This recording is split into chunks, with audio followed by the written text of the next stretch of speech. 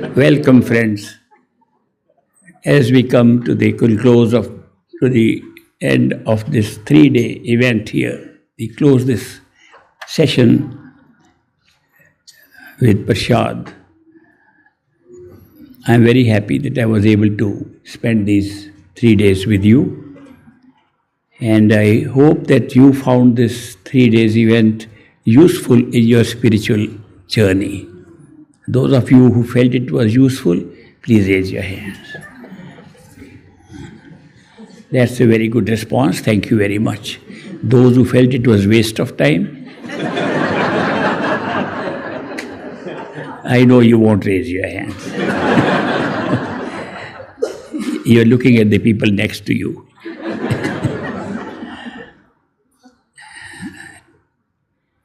I'll now summarize what we have done in these 3 days. This spiritual path has 2 definite phases: the mental phase and the spiritual phase. The mental phase is where the mind can make an effort and get something. The spiritual path is where the mind has no role at all. So that is why we divided this into 2, because we think the whole journey can be performed by our effort, which is not true. So that is why I wanted to clarify that these 2 are separate phases on the spiritual journey. The mental phase is the one that takes us through the 3 worlds of the mind, 3 worlds of time and space, 3 worlds of Kal.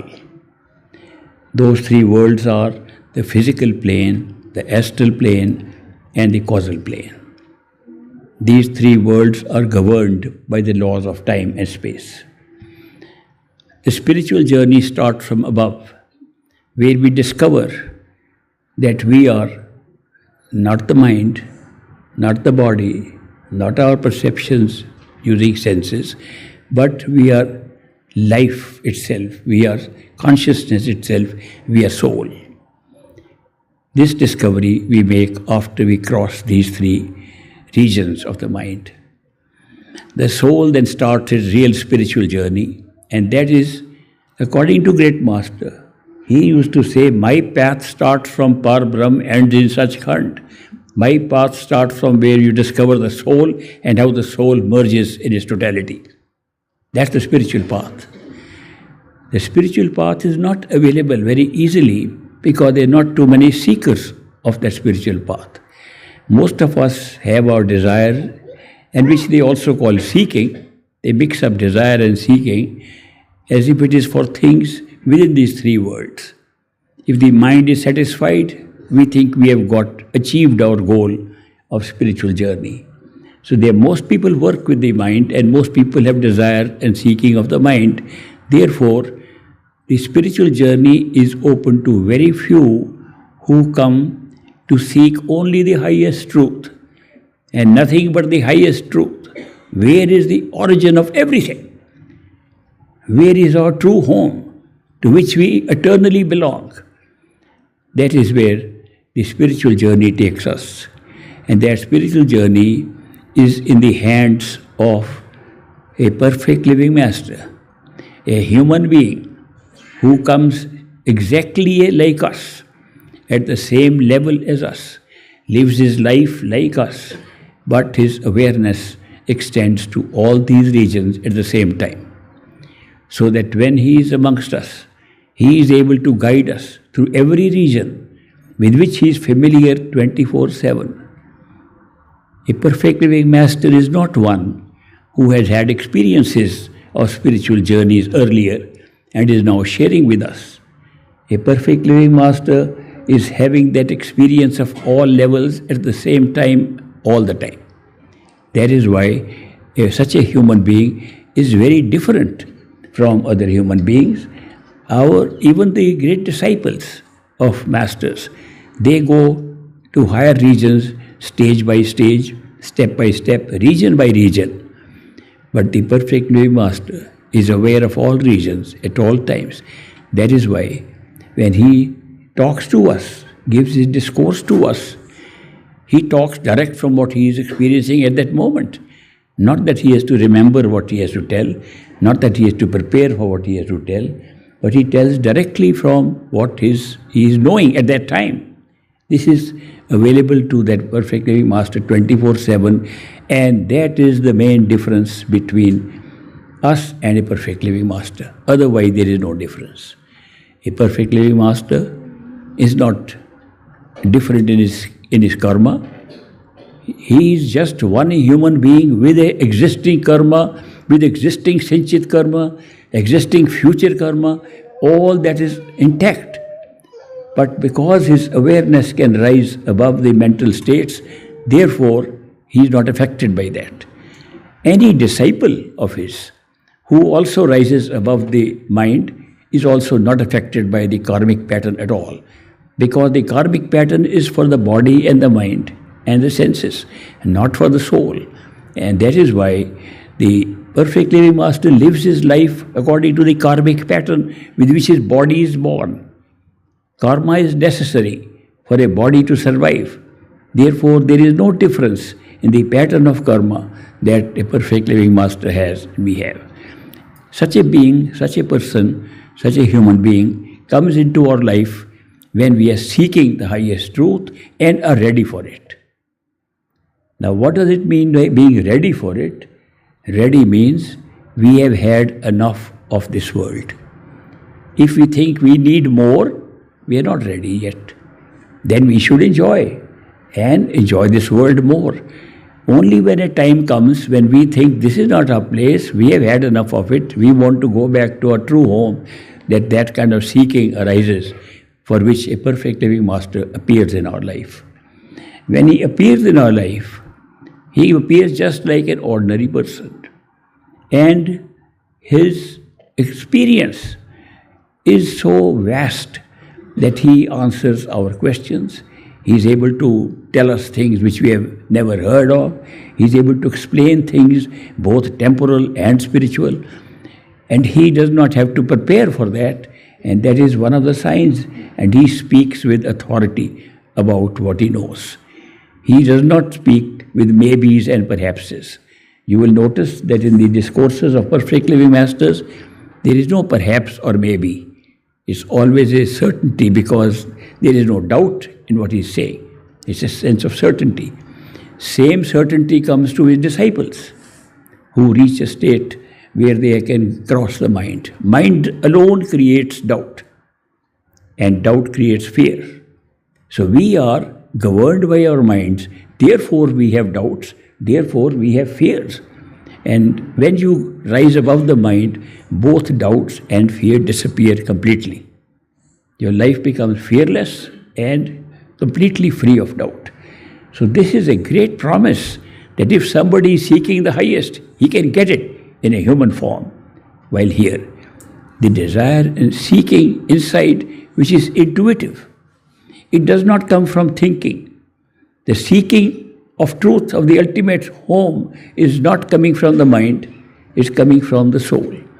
And it's felt inwardly, somewhere inside we feel it.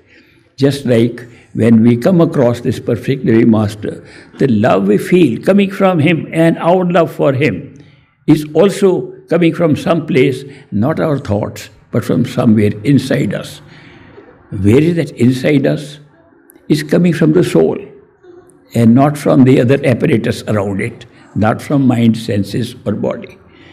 We are very fortunate that we have this facility, and all the means for going to our true home are available to every human being, irrespective of where they are born, what their gender is, what their culture is, what their nation is, what their belief system is, what their religion is, makes no difference. All these things are local things that have happened here. We follow these traditions based upon where we are born. We follow the cultural values of the place we are born, the family we are born in. We live in the religion which we have been brought up in and have faith in that religion. We have all these things already in place because of our karmic pattern. But within that karmic pattern, without changing anything, without changing religion, without changing your current belief system. All you have to do is whether your belief system can be verified, validated by going within yourself. Because all religions do say that the truth can be found within yourself. So just a validation of your own religious belief is not something new. So that is why the distinction between spirituality and religion is simply that spirituality is still dealing with the spirit and how to go within and find out. Religion has started putting more attention on rituals and ceremonies which we do outside and not the real practice of going within yourself. Religion is emphasizing rituals, ceremonies, doing things outside. And because you can make a great distinction between those rituals and ceremonies, religions fight with each other, each claiming to be the only correct spiritual way. It's amazing how they are all claiming that they are the only one that is correct. And yet each religion says we are all children of the same God. If we are all children of the same God, how come we chose a few to belong to a particular religion? They are the only blessed ones. All others are condemned. Every religion somehow has come to this conclusion, not because of the difference in their spiritual goal, because of differences in their rituals and ceremonies outside. So this is amazing. Religions were founded by spiritual leaders. The spiritual leaders taught us that the kingdom of God is within us, the true home is within us, that we can access it as human beings. But that is not the main teaching in religion. Religion is how often you should come to the building made by us, how often you should pay homage to the articles we have placed in those buildings, how much symbolic things we have done for you, follow the symbols. Nobody says that the real truth of every religion says go within and find out. Because if you were to go within and find out, you would validate your own religion. You would validate that the founder of your religion was saying the same thing which all other founders of religion are saying. Namely, our ultimate truth, who we are, lies within ourselves, not outside. Outside, a variety has been created. A variety of experiences, variety of forms, the variety of religions, variety of belief systems. This variety is merely you experience a greater variety of creation. That's the only purpose. The greater variety, mind loves variety. And the soul is giving life to the mind, so the mind can enjoy this variety. But we create in the same mind enmity towards each other, hatred towards each other, because we don't follow the rituals that one religion teaches from another. So that is why the spiritual masters have come and said that you don't need to change your religion, your nationality, your anything that is you are born with, you can work on that. The endowment for finding the truth lies within each one of us. Equally, a master does not have more endowment of finding the truth than every human being has. The only thing is, he has achieved it and we have the possibility of achieving it. The potential is the same. It does not mean that the master has something in him that we lack. We have the same thing in us. We are not aware of it. It's only a game of awareness. This whole spiritual path is to gain more awareness. So that is why when we gain more awareness, we become conscious of who we are, and at the end, what does the master do? He makes you like himself.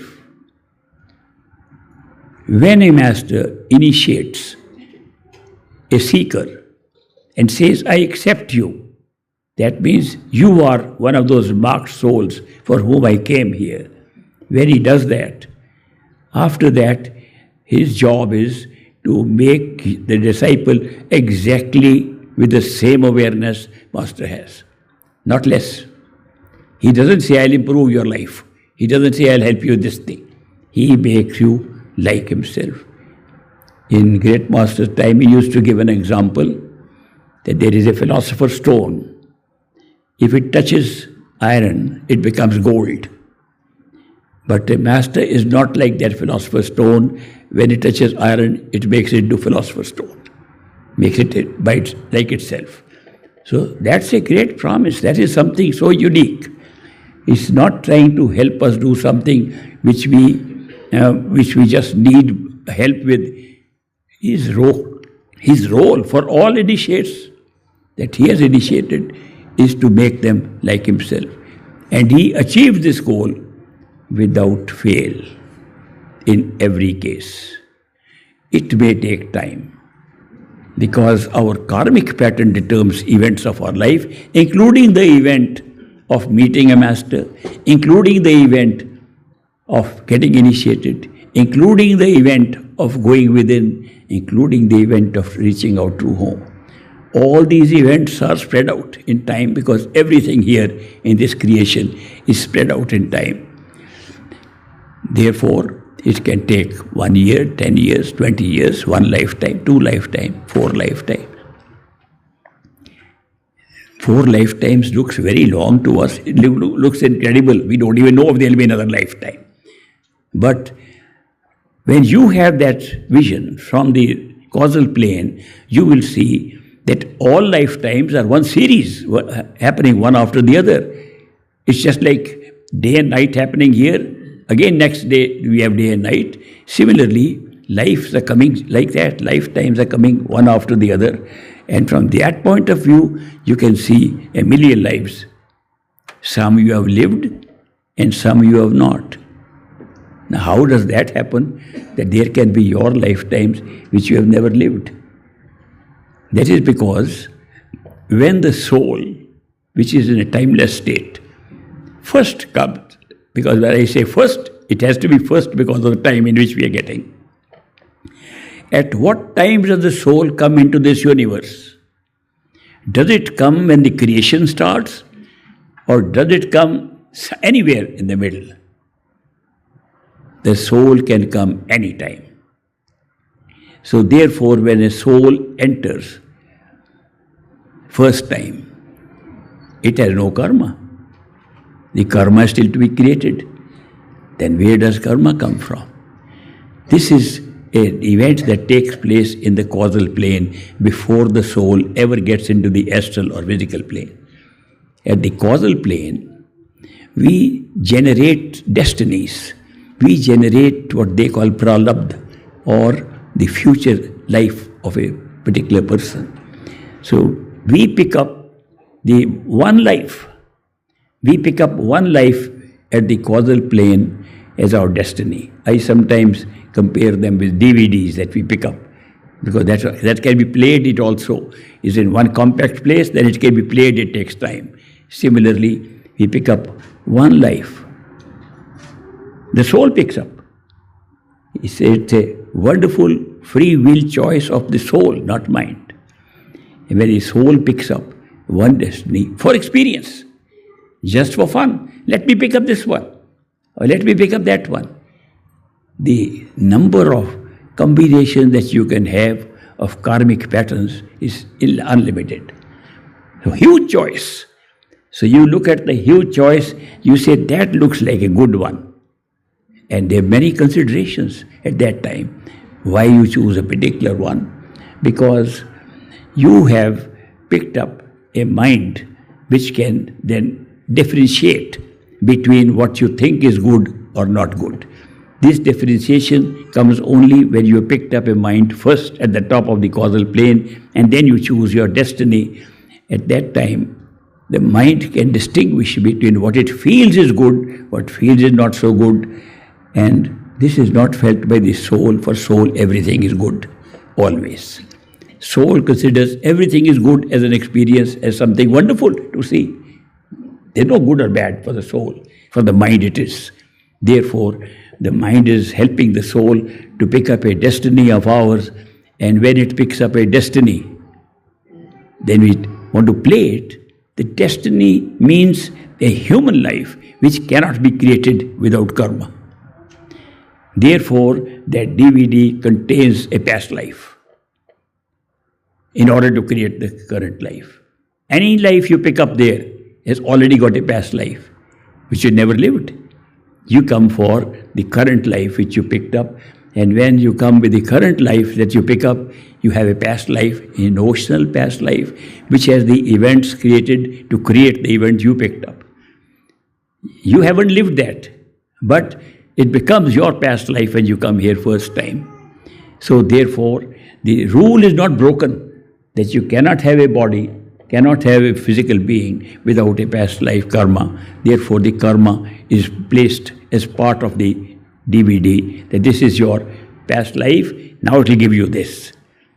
Once we come here, that past life is gone, it was not real, but then we start working with the karma which we picked up at the causal plane, and then we start generating more karma, then we can go on for millions of lives, starting from there. How many past lives are needed to create one life? The last life also must be created by another past life, and another infinite number. You don't have one past life. How many future lives? Infinite. So when we say we pick up a package or a DVD from the causal plane, we are not picking up one life. We are picking up all the lives, a series of lives. How many we live will depend upon how many we want to enjoy and then walk out. We say these 10 lives look good, then I want to go back. You will live those 10 lives with millions of past lives, and those 10 lives are actually experienced, actually lived. On the 10th life, a perfect living master comes, you go back home, and the infinite number of future lives are left right there. It is a game. It's a game we are playing of life. Game by which we pick up life like this, and it is infinite life. If you don't go back, you can go for a long time. Supposing you don't even decide when to come back, then it's a big gamble you take on. You can live for a very long time. And so many of us were so keen to go play the DVD quickly. We did not care to say when we should finish and come back. But many of us did. I'm so happy to tell you, you were all there, you did a wise thing. That's what makes us a seeker at the right time, in the right life. It does not mean there are no more lives. All future lives are still there written up. But you escape. How do you escape from this whole pattern of billions of lives? You don't escape by working something better in that life. You escape by rising above the causal plane and stop where you made the decision to come, and all that pattern is left behind.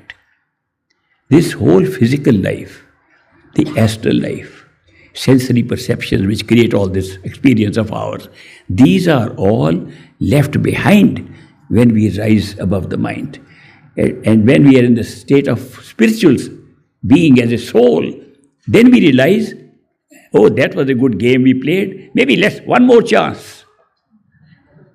People tell me, we never want to come back again. And when they go there and find it was just a game, I can play once more. The soul makes a decision on whether to play this game again or another game.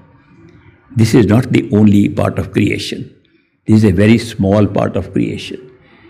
There are living beings in several parts of this creation at many levels, including physical level, astral level, and many more at causal level. There are several universes created. There is no end to these universes. So a soul can say, it is good enough, but I like the other one now. Let me go there. I want to play a new game. It's an amazing attitude that you get as a soul, that you just played a game of life. It's not a big deal, but the game itself is so interesting. It is so beautiful that when you are in the game, you forget who you are. You forget you are a soul. You even forget how you are functioning. You begin to identify yourself with the character created for the game. And you think you are the character. That makes the game very interesting. That makes the game really good. When we have drama movies, we see drama movies, do you know those actors? Who are the good actors? The best actors are those who really think they are the character. One movie was made called Gandhi. Mahatma Gandhi, great leader, got independence for India, and the movie was made Gandhi. A British actor acted as Gandhi. He gave an interview in India, and he, after the movie was released, became very successful. He gave an interview that how did he act so well, being a British guy, acting like an Indian sadhu, Indian Mahatma. He said, they tried to ask me to shoot the movie. I said, wait. Unless I actually feel I am Gandhi, no shooting will take place. He said, for several months, I got up every day imagining I am Gandhi. I am Gandhi. When I felt I am Gandhi, I said, shoot now. Imagine the real good character who becomes a good actor is one who thinks he is the character. We are all very good actors, wonderful actors. We think we are what a name to the body has been given. Isn't it a wonderful game that we can make it so interesting just by becoming the characters which are being played out in our DVD, in our show? When do we discover that this was just a show? Not here. Because we are saying this character is trying to find out something. The character can't find out anything. The character is going to go with the script given. And where is the script of this act that we are doing, which we call life? The script is written in the mind. What does the script contain? The script contains all the events of life. It also contains all the thoughts that will be accompanying us during that life. Also contains all the choices we will make. It also contains where, because of ignorance of what we have decided, we'll think we are deciding now, and options will be given. We'll have the right thought to come to that conclusion, and we'll say, we are deciding it now. The whole thing will be as if you are living a real life. Wonderful. Real characters, good actors, real life. How wonderfully we have all achieved this. We have all done a good job in this. But only when we go inside to the top, we discover how this game is being played. It's totally different. The whole attitude changes even with some of the discoveries you can make in meditation within. So that is why people who are interested, who are seeking the truth about this life, why are we here? What's the meaning of life? How the drama created for life? Why is it created? Why do we choose it? Why are we so many characters? All these questions are answered just by going with it, where you see how it is all set up. So that is why I say meditation is a very useful instrument for discovering how the creation takes place, how it works, and how lifetimes are created, how past lives are created, future lives are created, how the series is created to follow a simple law, the law of cause and effect. That is what time has used to grab our attention here, cause and effect. That there has to be cause for everything that happens. So therefore we are looking for the cause and going through the effect, and there in that we create the law of karma. Karma is the law of cause and effect in our lives. So we do something, think of something, there's a reaction. Cause creates an effect. And that is why it's a big trap. Time, cause and effect are all what we call Kal, negative entity, the power of time. So that is why this is such an interesting show going on. It doesn't look so interesting if you're not aware of it. Awareness helps in everything.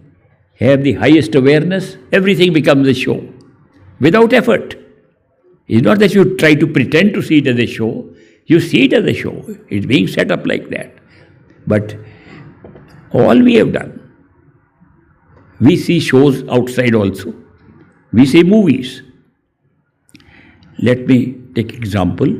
We go and see a movie, and we think we are sitting too far away from the screen. We can take a front seat. We can say we are too far from the screen, front seat.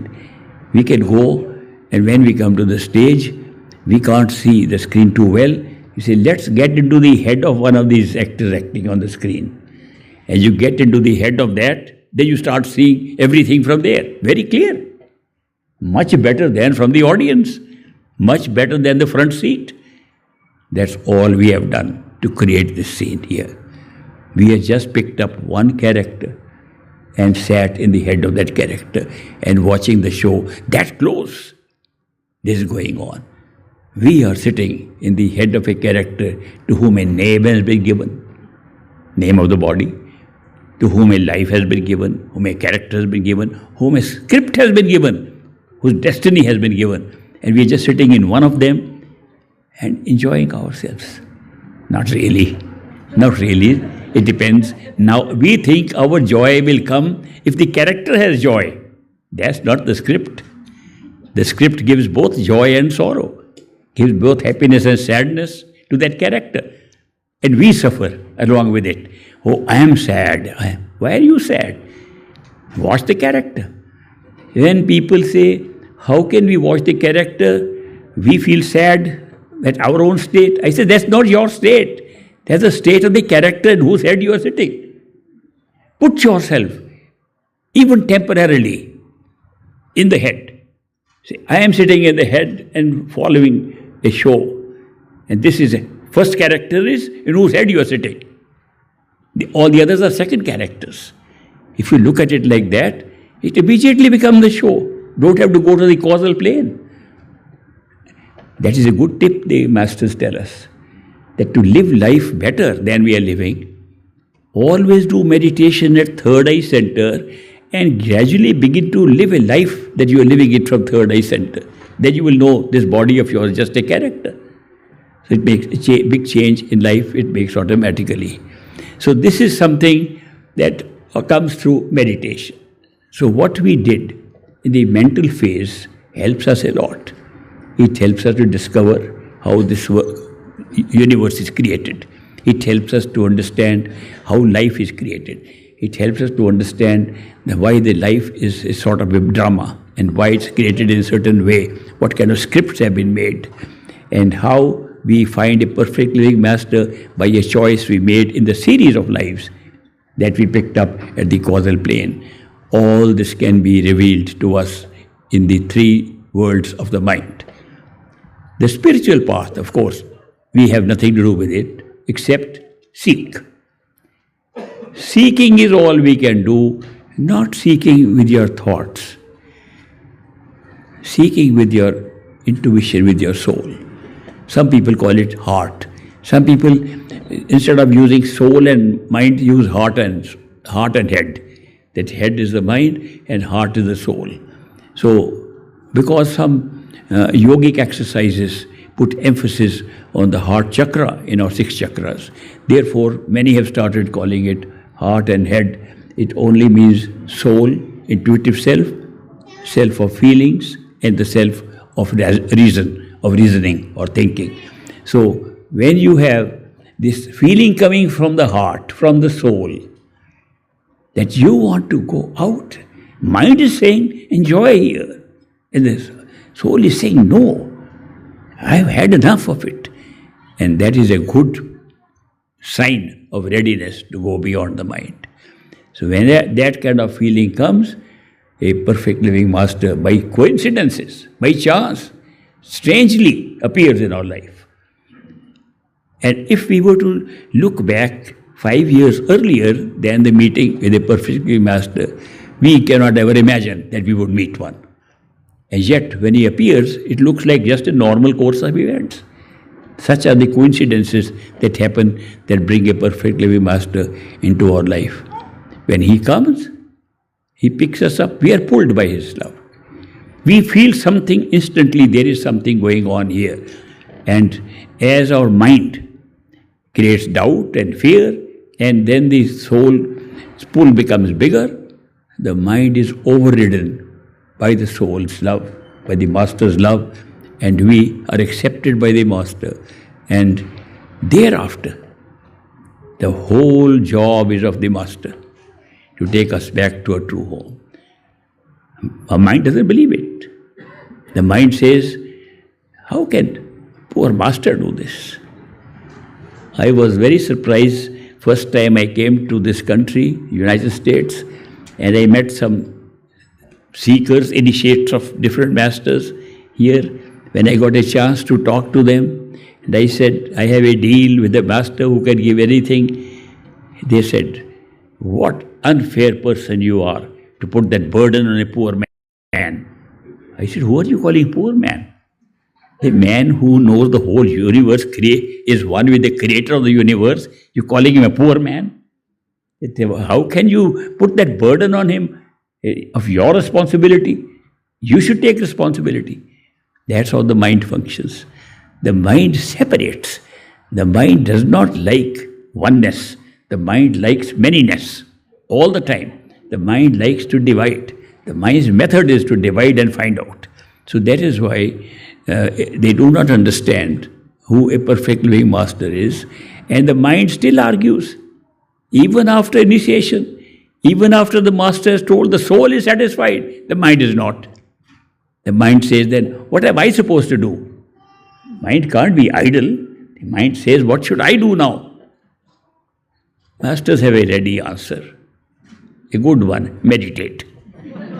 That's a good answer. Keeps the mind busy. Mind says, yeah, that makes sense. With my meditation, I will put my effort and I'll see something. It's understandable. Okay, you see something, put your effort, keep your mind busy, keep your mind occupied. If you can't, mind is scattered with so many things all over the world. If this can put the mind in one frame, less distracted, maybe it'll get so busy with the meditation, master can do his job and pull the soul back to true home. So that is how the setup is. So therefore, when we have finished our course of mental things, which is very good in a sense that the mind is always curious. This curiosity is satisfied to a large extent by going through these mental regions. The soul is not satisfied. Soul is only satisfied if it goes back to its true home. Soul is not satisfied even when it discovers itself. It wants to be in its true home, where it belongs, which is the true home is totality, where everything is total. Nothing is outside of it. That is our true home. Nothing is outside of it. And we have divided these experiences and feel we are outside of it. And therefore the awareness has to be brought back to where we really are. I am very happy that you joined me for this. The spiritual path is very simple. Seek inside yourself. Seek in the heart and the soul.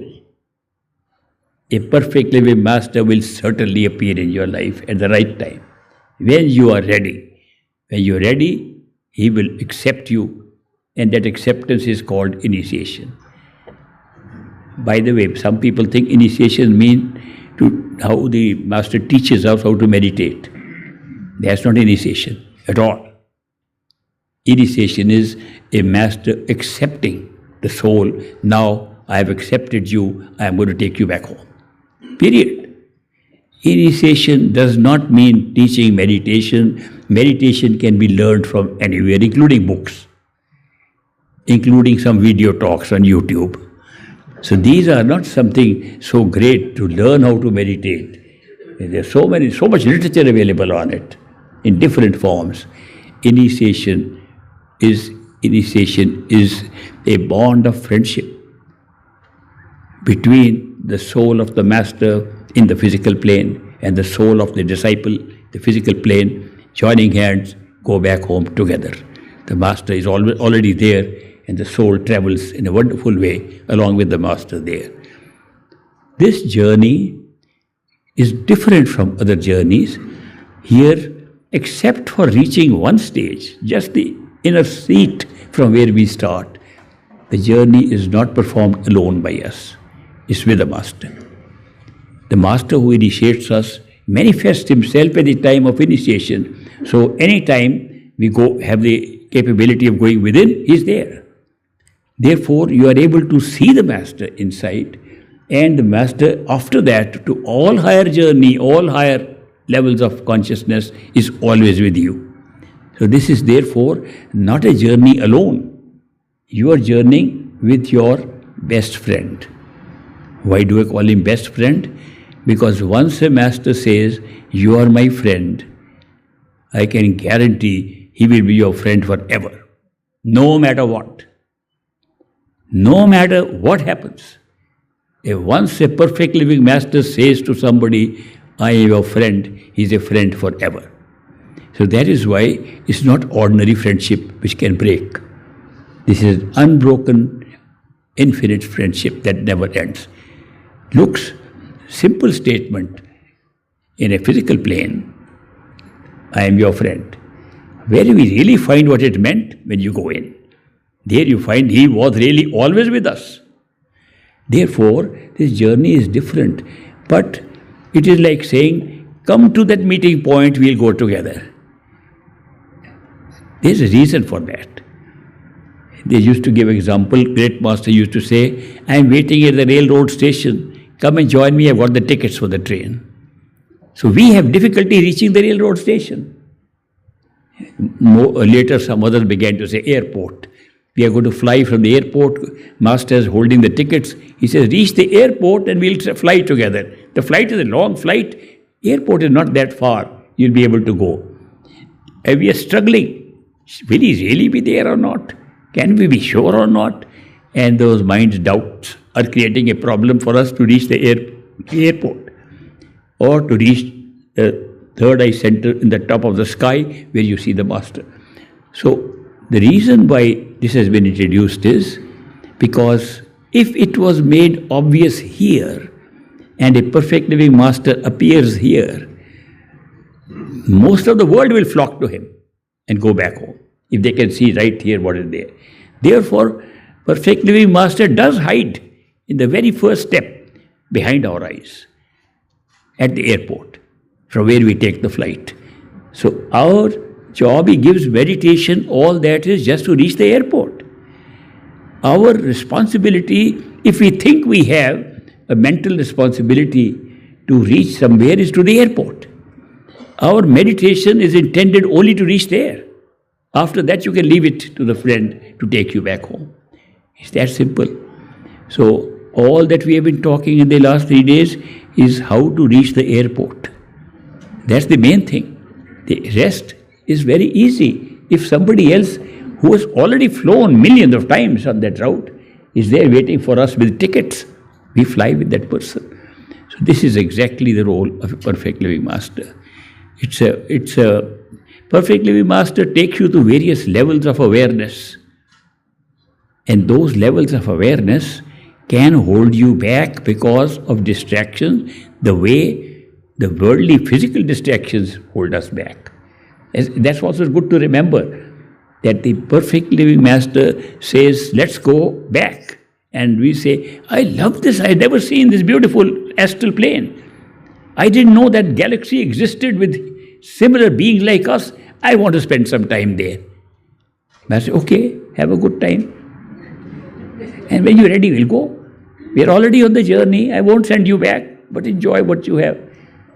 We go to the causal plane, seeing universes being created. Master, I never imagined that this is a real thing. And I am really interested in this. The mind is saying, mind is still there. The mind is still there in the physical plane, in the astral plane, and the causal plane. So the desires of the mind, curiosity of the mind has not gone. So therefore, many of the souls initiated by perfect living masters are still there in those regions, just fulfilling.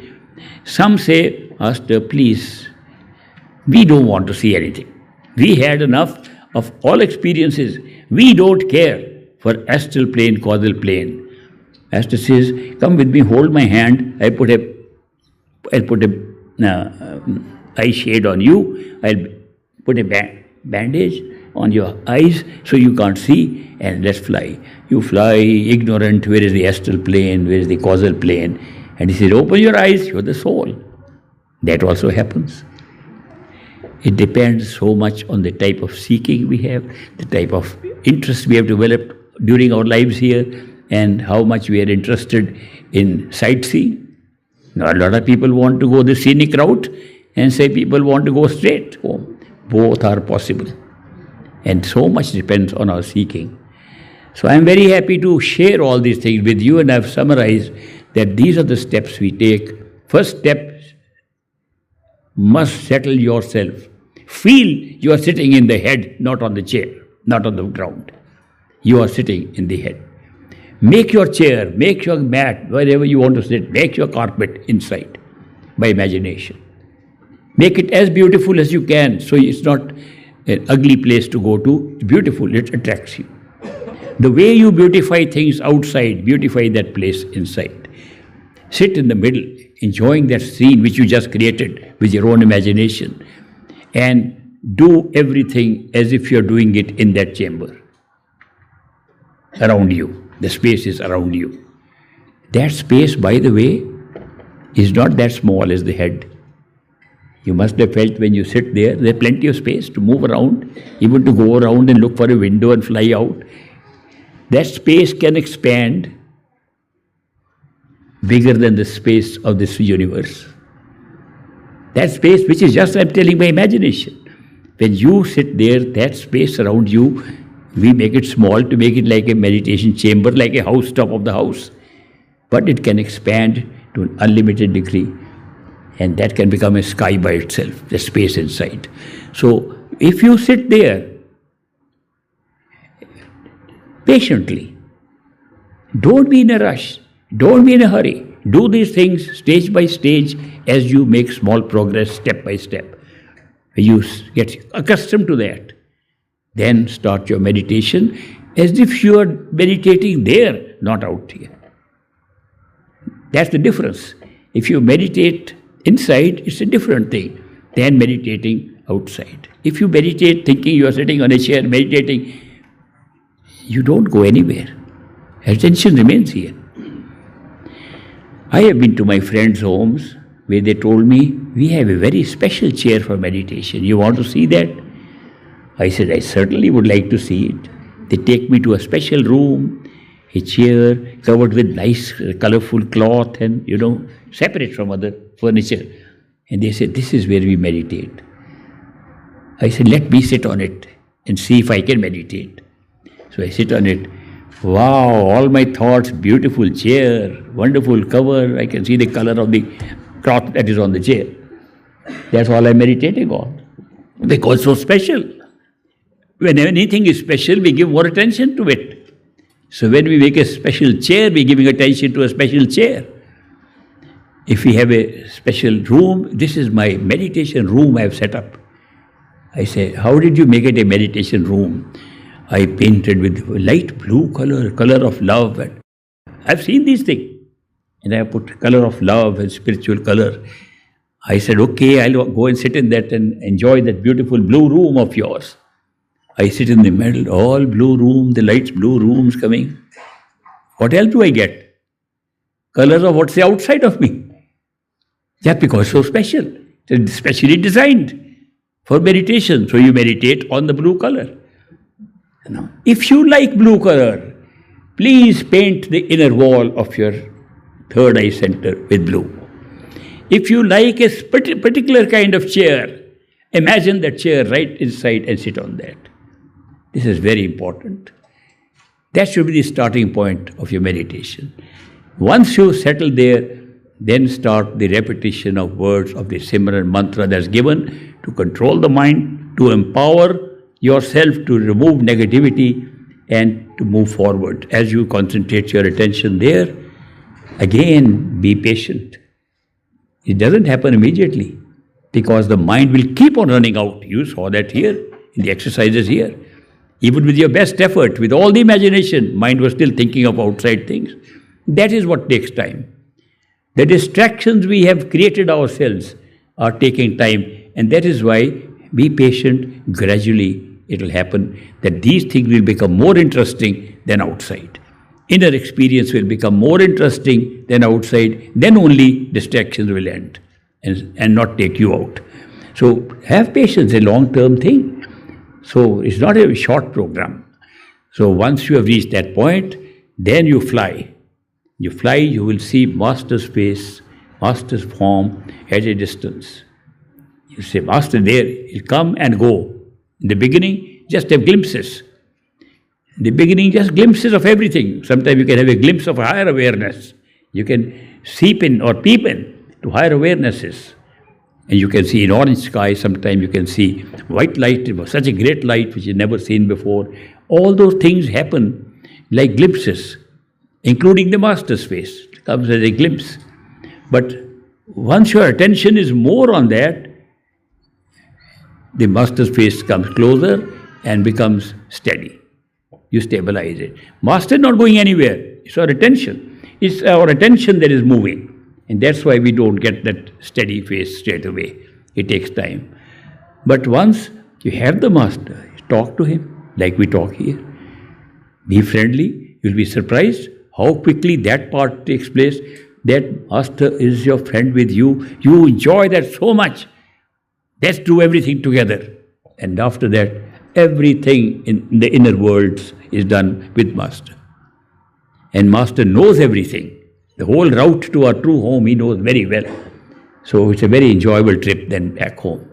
So that is why spend time, I'm only saying, have patience, and from that point onwards, master can take over. He will take you to the causal plane, where you will see that the destiny you lived is dropped there when master pulls you with his love beyond it. Individual souls, some of them who reached there with masters who could take them there, have discovered that the truth is higher and they don't want to be reborn again to find another master. They're sitting in the causal plane at the top. They cannot cross it. Symbolically, it is described as the great darkness, a whirling darkness, Bhavar Gufa. That is a cave that is whirling around. Cave because it's dark and it's whirling around. If you get in, you come out the same way. You don't even know it's moving. The space is moving. So that is why the crossing of that, it does not take place without a perfect living master. And if you are really seeking here and are stuck there because the master did not take you beyond, you can actually meet the master who is alive here, over there, and request to go forward. He'll say, come back into this world and you'll find a perfect living master. That is how the pattern has been set up. And this happens to many souls. They do come back, become human beings again, follow this simple pattern, find a perfect master, go through their mind, go through the whole process and go back home. So I'm giving you some very small details of what can happen. I have not read any books, so I don't know if they are all in the books, but they are all part of your experience if you want to try it out. So once again, thank you very much for joining me. I hope, as you said, this will be useful time. With this, I enjoyed it. I enjoyed sharing all this with you. I enjoyed doing this seva for my master, Baba Saban Singh. I am very happy he gave me opportunity for seva today, as he has given opportunity all my life. Any opportunity you get for seva for the master, don't miss it. I'm telling you, it's a great thing. Seva of a master is a great thing. The reward is immense. But don't look for the reward. It comes immense if you don't look for it. Just do seva as an offering. Thank you very much, and we'll have now a distribution of prasad. Prasad is blessed food. This is an old tradition. It's a very old tradition of distributing something, some food or something blessed, so that people can carry it home, eat it, and think of the master, think of the spiritual path, think of their journey inside. It's just to make you remember the master and your spiritual path. So, as I always say, this prasad does not mean it has changed the molecular structure of the food or it becomes something new. It's still the same food, but it has been blessed. Blessing means when you take it, it reminds you who gave it. It reminds you where you got it. And that helps you to keep in touch with the master and keep in touch with your spiritual journey. So now we'll have this arrangement made. Jonathan is making arrangement. making arrangements. Thank you.